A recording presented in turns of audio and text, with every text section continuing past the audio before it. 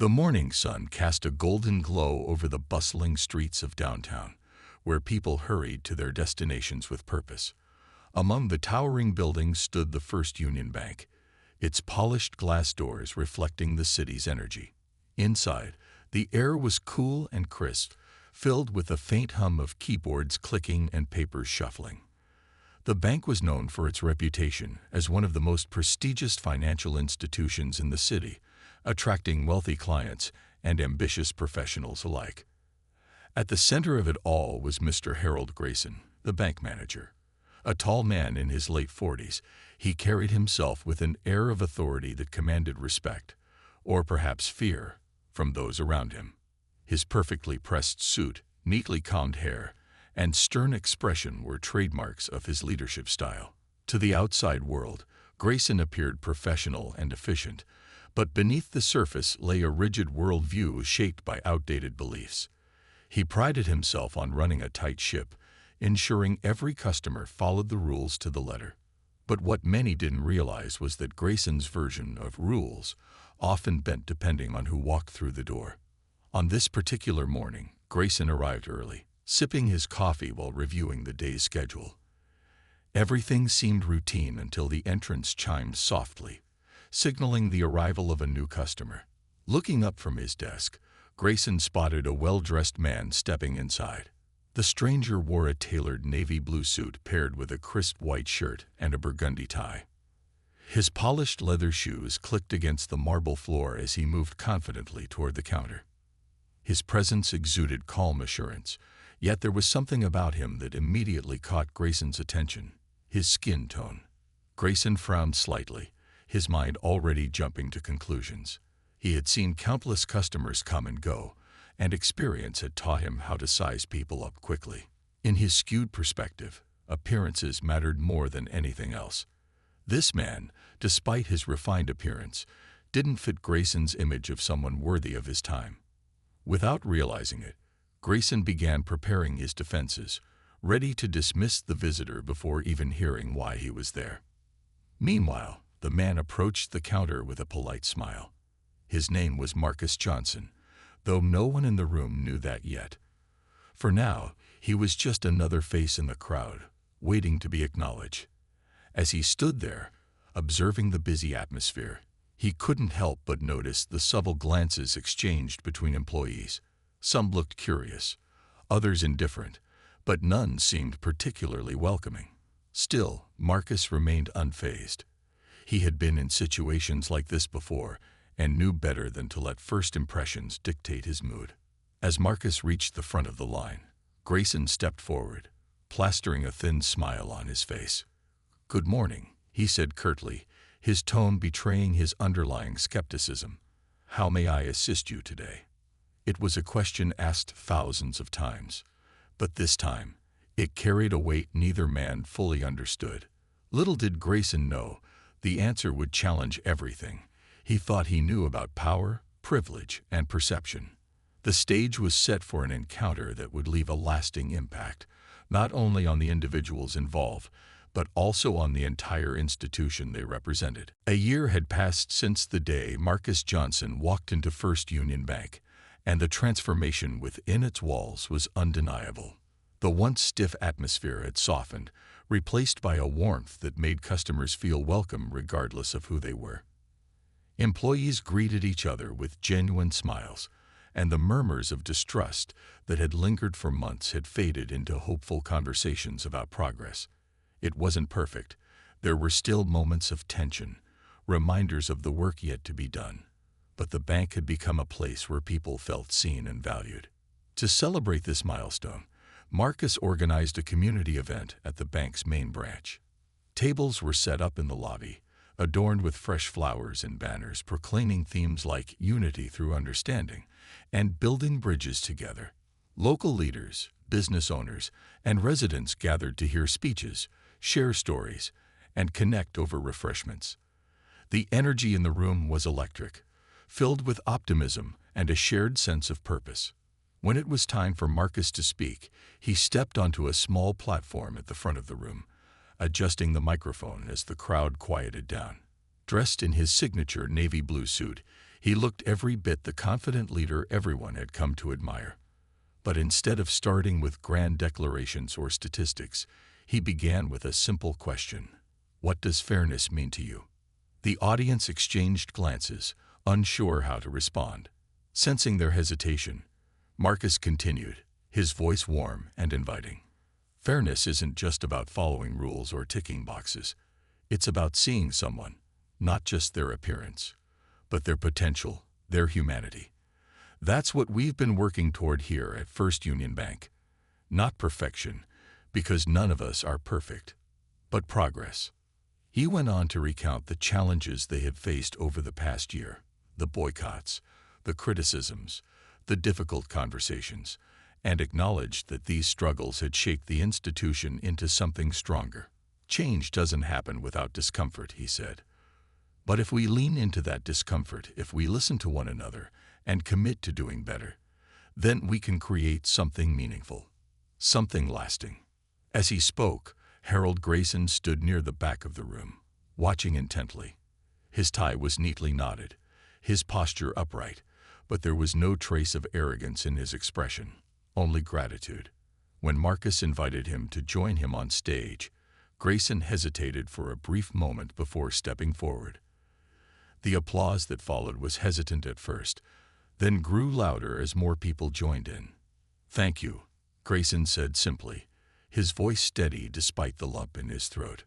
"I won't stand here and tell you I've done everything right, because I haven't. But I will say this. I've learned more in the past year than I ever thought possible, about humility, about accountability, and most importantly, about the power of second chances." The crowd erupted into cheers, many nodding in agreement. Some attendees approached Grayson afterward, shaking his hand and thanking him for his efforts. While not everyone forgave him completely, they respected his willingness to grow, a testament to the hard work he had put in. As the event drew to a close, Marcus took a moment to reflect on how far they had come.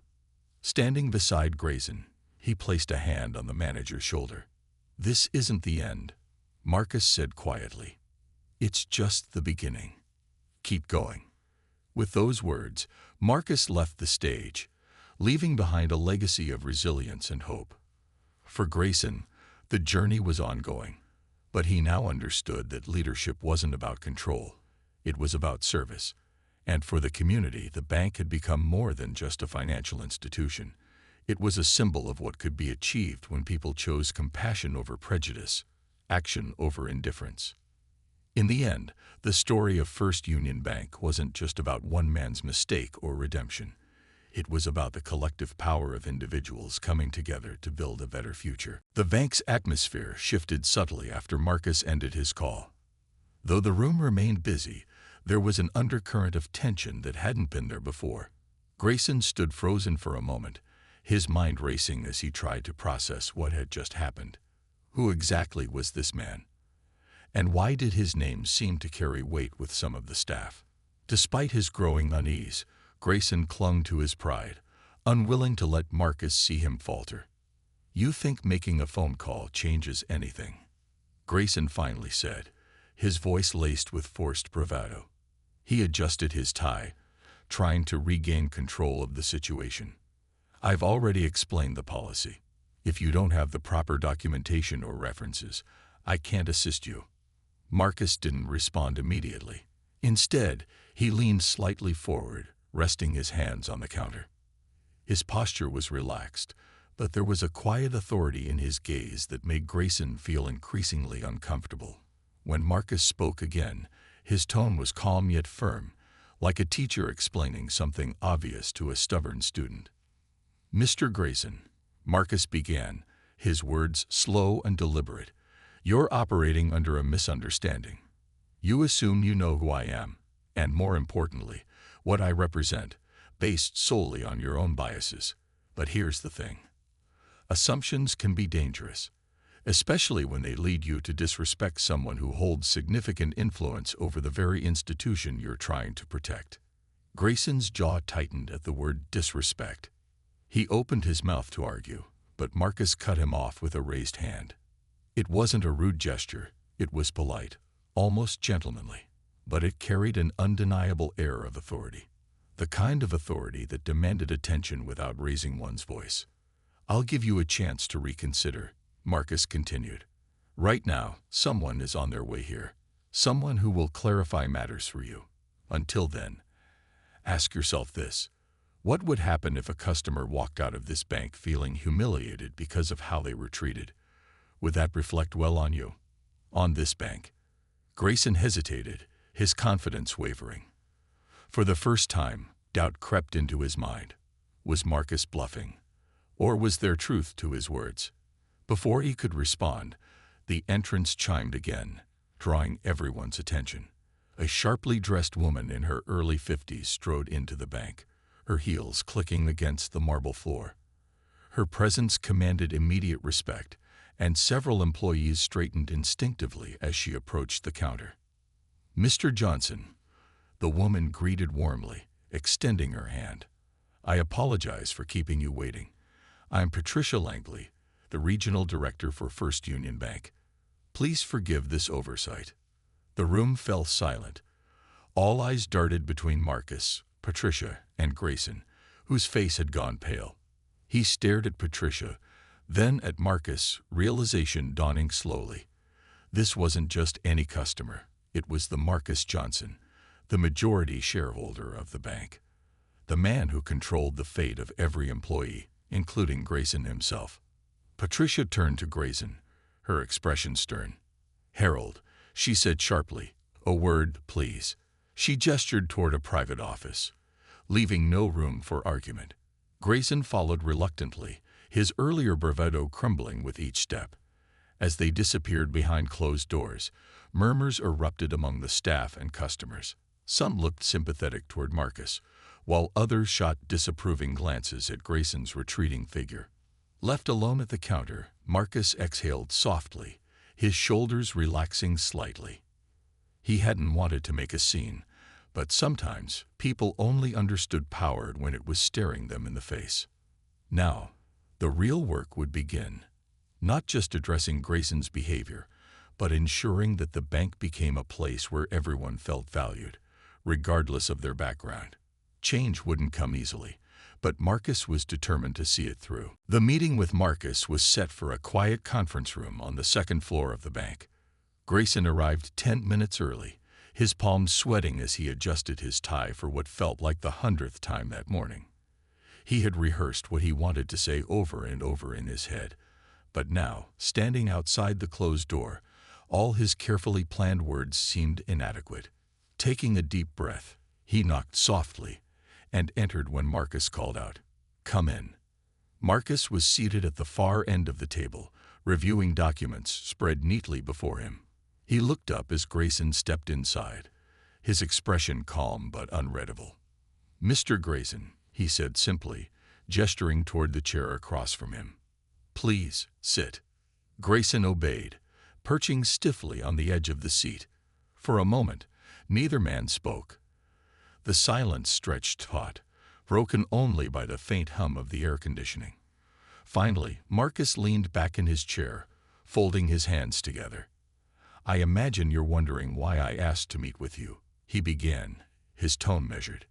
"Yes, sir," Grayson replied quickly, his voice cracking slightly. I suppose I deserve whatever comes next, but I want you to know I'm trying. Really, I am." Marcus studied him for a long moment, his dark eyes searching Grayson's face. "Trying isn't enough," he said finally. "Actions matter more than intentions. And let's be clear, what happened wasn't just about me. It was about how your actions reflect on this institution and how they affect every person who walks through those doors." Grayson nodded vigorously, swallowing hard. "You're absolutely right. I was wrong, terribly wrong. I let my biases cloud my judgment, and I treated you unfairly.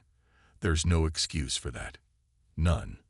Marcus raised an eyebrow slightly, clearly surprised by the raw honesty in Grayson's voice. "It takes courage to admit fault," he said after a pause. "But admitting it is only the first step. Real change requires consistency. Are you prepared to do the work?" "I am," Grayson said without hesitation. I've already started attending the training sessions Ms. Langley organized. I've been working on being more mindful of how I interact with customers and staff. It's not easy, but I'm committed to getting better. Marcus nodded thoughtfully, leaning forward slightly. Good.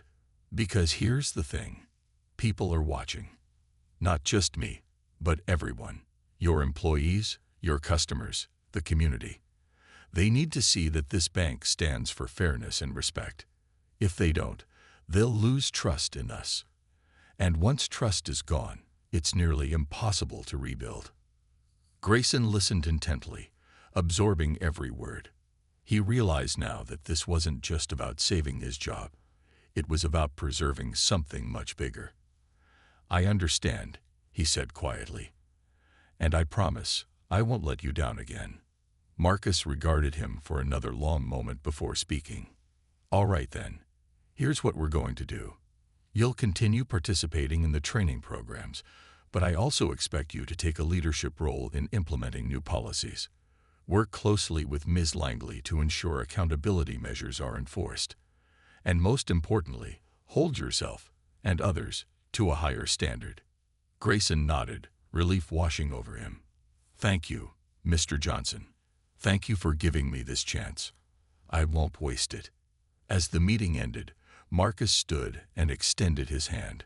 Grayson hesitated for a split second before shaking it firmly. The gesture felt symbolic, a beginning rather than an ending. As he left the conference room, Grayson knew the road ahead wouldn't be easy. But for the first time in weeks, he felt a glimmer of hope. Change was possible, if he was willing to fight for it.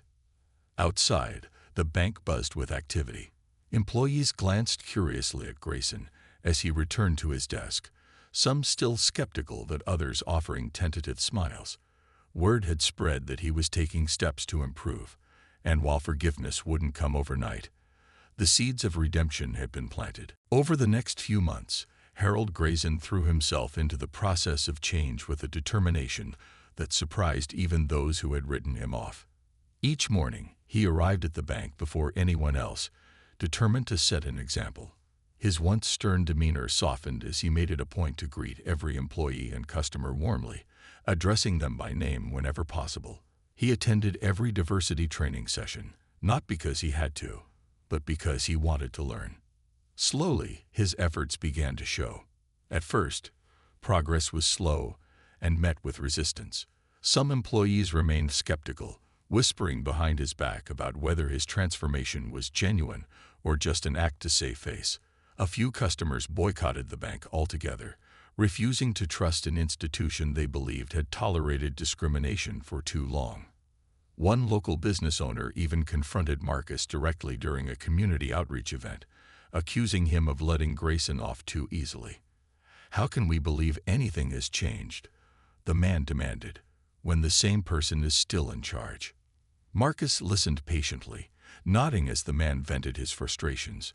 When it was his turn to respond, he spoke calmly but firmly. "Change doesn't happen overnight," he said. "And yes, mistakes were made, serious ones. But punishing someone without giving them a chance to grow isn't justice, it's vengeance. What I'm asking for all of us, is patience. Let's hold each other accountable while also allowing room for improvement." His words resonated with some, though not everyone was convinced. The boycott continued, and social media posts criticizing the bank gained traction, forcing Patricia Langley to issue public statements reaffirming their commitment to inclusivity. Meanwhile, Grayson worked tirelessly to win back trust. He personally reached out to dissatisfied customers, apologizing for past incidents and offering solutions to resolve their concerns. It wasn't always easy. Some rejected his attempts outright, but others appreciated the effort, acknowledging that change, however imperfect, was underway. One pivotal moment came when Lisa, the young teller who had witnessed Grayson's initial confrontation with Marcus, approached him after hours. She hesitated at first, clearly unsure how to broach the subject. Finally, she blurted out, "I didn't think you'd actually stick with this. I thought you'd go back to, well, how things used to be." Grayson looked at her, his expression serious but open. "I get why you'd think that," he admitted. "To be honest, there are days when it feels like no one believes in me anymore. But I have to keep going, not just for myself, but for everyone here. If I don't, what kind of message does that send?" Lisa nodded slowly, her skepticism softening. "It's not going to be easy," she warned. "People won't forget what happened anytime soon." "I know," Grayson replied. "And they shouldn't. That's part of accountability. But maybe, over time, they'll see that I'm trying to do better." As weeks turned into months, small victories began to pile up. A customer who had initially refused to return to the bank came back after hearing about Grayson's efforts and left satisfied with the service she received. Another praised him for taking extra time to explain loan options clearly and respectfully. Even some employees who had doubted him started volunteering ideas for improving workplace culture, inspired by his willingness to lead by example. But challenges persisted.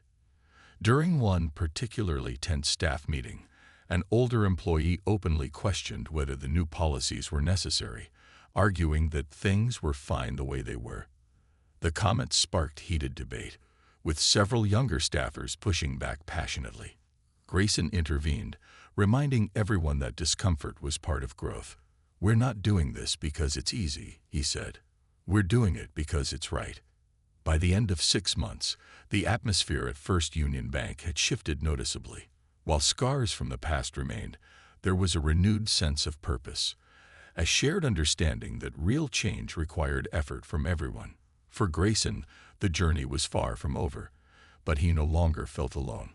For the first time in years, he found pride not in authority, but in humility, and in the knowledge that true leadership meant serving others, not commanding them. The days following the incident were a whirlwind for everyone at First Union Bank, but no one felt the weight of it more than Harold Grayson.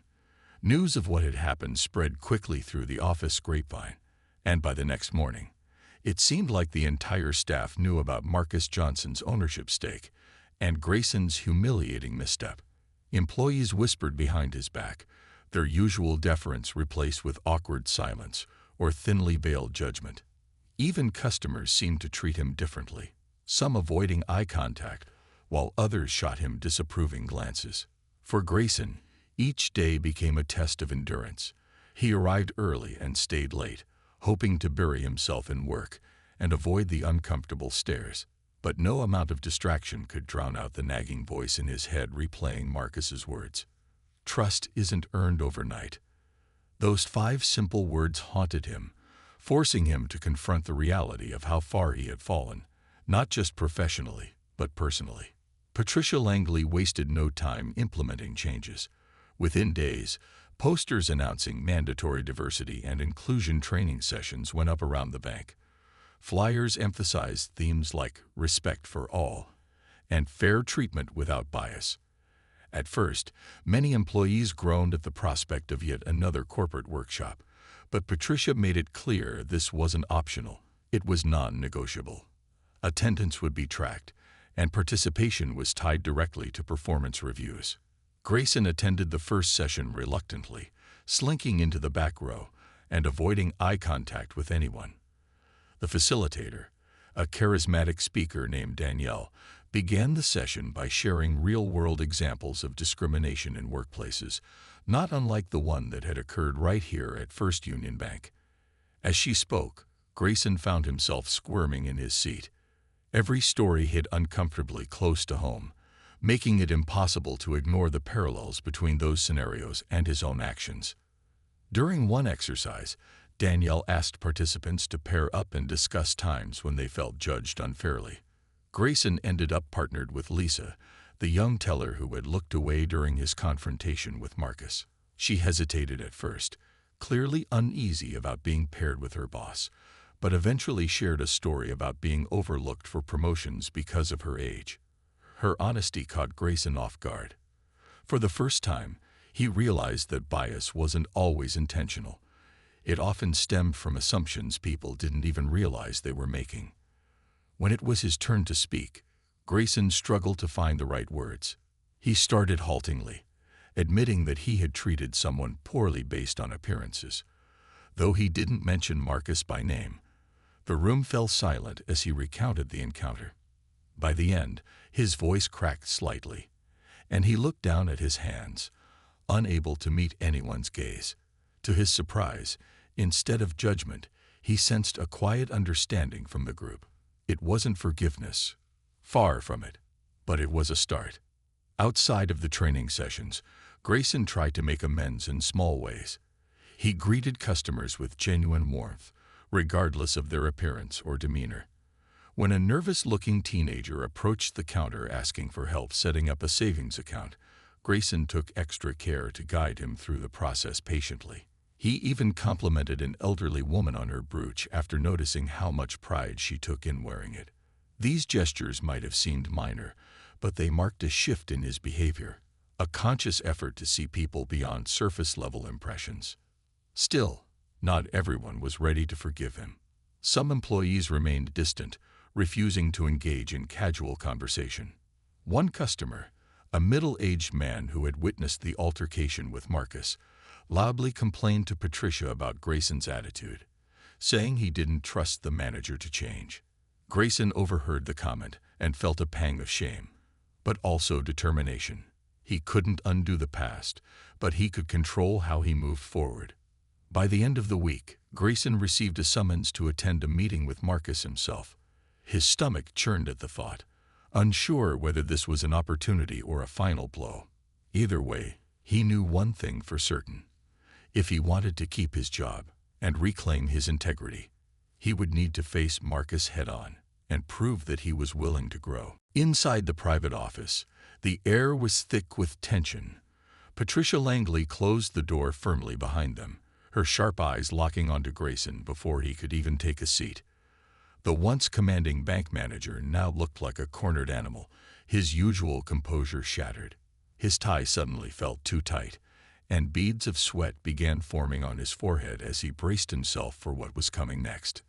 "Harold," Patricia began, her voice cold and clipped, "do you have any idea who that man is?" She didn't wait for him to answer. Instead, she placed both hands on the desk and leaned forward, her gaze piercing. "That's Marcus Johnson. He owns 51% of this bank." 51%. Do you understand what that means? It means he has the power to shut this place down, or replace anyone standing in his way. Grayson swallowed hard, his throat dry. His mind raced as he tried to piece together how he had failed to recognize such an important figure. How could he have been so blind, so reckless? He opened his mouth to defend himself, but Patricia cut him off with a wave of her hand. "I don't want excuses," she snapped. "What I want is an explanation. Why did you treat him like... She trailed off, shaking her head in disbelief. "Like he didn't belong here. Like he wasn't worth your time." Grayson stammered, stumbling over his words. I thought he was just another customer. Someone without credentials or references. I followed protocol." "Protocol?" Patricia interrupted, her voice rising slightly. "Let me tell you something about protocol, Harold. Protocol doesn't give you permission to discriminate. Protocol doesn't allow you to humiliate someone based on your own biases. And protocol certainly doesn't protect you when you disrespect the person who owns this bank." Her words hit Grayson like a punch to the gut. He sank into a chair, his earlier arrogance replaced by shame and fear. For years, he had operated under the belief that his position gave him immunity, that his decisions were above reproach. But now, faced with the consequences of his actions, he realized how wrong he had been. Back in the main lobby, whispers continued to spread among the staff and customers. Some employees exchanged knowing glances, while others whispered apologies to Marcus under their breath. A young intern approached tentatively, offering him a cup of coffee as a gesture of goodwill. Marcus accepted it graciously, nodding in thanks, but his focus remained elsewhere. He watched as Patricia emerged from the office, her expression unreadable, followed closely by Grayson, whose face was flushed with embarrassment. Patricia walked directly to Marcus, her demeanor softening slightly. "Mr. Johnson, on behalf of First Union Bank, I deeply apologize for the treatment you received today. This kind of behavior is unacceptable, and we will take immediate steps to ensure it never happens again." Marcus nodded slowly, acknowledging her apology. "Thank you, Ms. Langley," he said evenly. "But let's be clear. An apology isn't enough. What matters now is action. Real change. Not just for me, but for every customer who walks through those doors." Patricia hesitated for a moment, then nodded firmly. "You're absolutely right. We'll start implementing new training programs immediately. Every employee will undergo sensitivity training, and we'll establish stricter accountability measures moving forward." As she spoke, Grayson hovered awkwardly nearby, his head bowed. When Patricia gestured for him to step forward, he reluctantly obeyed. Standing beside Marcus, he struggled to find the right words. "Mr. Johnson," he began haltingly, I'm sorry. I made a terrible mistake. Please, give me another chance." Marcus studied him silently for a moment, his expression unreadable. Finally, he replied, "Apologies are a start, Mr. Grayson. But trust isn't earned overnight. You'll need to prove yourself, not just to me, but to everyone you serve." With that, Marcus turned and walked away, leaving Grayson standing there, humbled and shaken. The revelation had changed everything. For the bank, for its employees, and most importantly, for Grayson himself. Marcus stood calmly at the counter, his hands resting lightly on the polished surface. His demeanor was relaxed, almost as if he hadn't noticed the slight chill in Grayson's greeting. With a polite smile, he explained his purpose for visiting the bank. "I'd like to open a business account," he said, his voice steady and confident. He reached into his briefcase and pulled out a folder containing documents related to his thriving tech startup, a company that had recently gained recognition for its innovative solutions. Grayson glanced at the folder but didn't take it. Instead, his eyes flicked up and down Marcus's frame, scrutinizing every detail.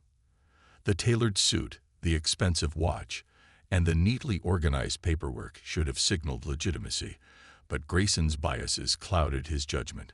In his mind, Marcus was just another person trying to game the system, someone who didn't belong in a place like this. Without even looking at the documents, Grayson leaned back slightly, crossing his arms over his chest. "I'm sorry, sir," Grayson began, his tone clipped and dismissive. "Opening a business account requires certain qualifications and references. I'm not sure you meet our standards." His words hung in the air, sharp and condescending, as if daring Marcus to argue.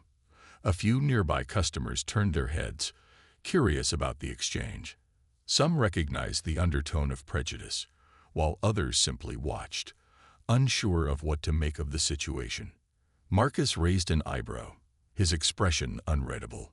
"Standards," he repeated, his voice calm but tinged with skepticism. "I assure you, my credentials are in order. Perhaps you could review them before making assumptions." He slid the folder closer to Grayson, his movements deliberate and unhurried. But Grayson didn't budge. Instead, he offered a tight-lipped smile, one that didn't reach his eyes. "I'm afraid that won't be necessary," Grayson replied, his tone firm. "We have protocols in place, and they're there for a reason. If you don't already have an established relationship with this bank, I suggest you visit one of our other branches. They might be better equipped to assist someone in your position." The last word lingered heavily, carrying a weight that wasn't lost on anyone within earshot. The room seemed to grow quieter, the usual hum of activity fading into the background. Employees exchanged uneasy glances, some shifting uncomfortably in their seats. One teller, a young woman named Lisa, caught Marcus's eye and quickly looked away, her cheeks flushing red. She wanted to say something, to intervene, but years of working under Grayson had taught her to stay silent. Speaking up could risk her job, and she couldn't afford to lose it. Marcus, however, remained unfazed. He studied Grayson for a moment, his dark eyes piercing yet composed. There was no anger in his gaze, only a quiet intensity that made Grayson feel oddly unsettled. Finally, Marcus spoke again, his voice smooth and measured. "Mr. Grayson, is it?" he asked, though he already knew the answer. When Grayson nodded stiffly, Marcus continued, "Let me ask you something. Do you know who I am?" Grayson blinked, caught off guard by the question. For a split second, doubt flickered across his face, but he quickly masked it with a smirk. "Should I?" he retorted, his tone dripping with sarcasm. "Look, I don't mean to be rude, but we have procedures to follow. If you can't comply, then I'm afraid I can't help you." Marcus tilted his head slightly, as if considering Grayson's response. Then, without saying another word, he pulled out his phone and dialed a number. As the call connected, he turned his attention away from Grayson, speaking softly into the receiver. "Yes, hello.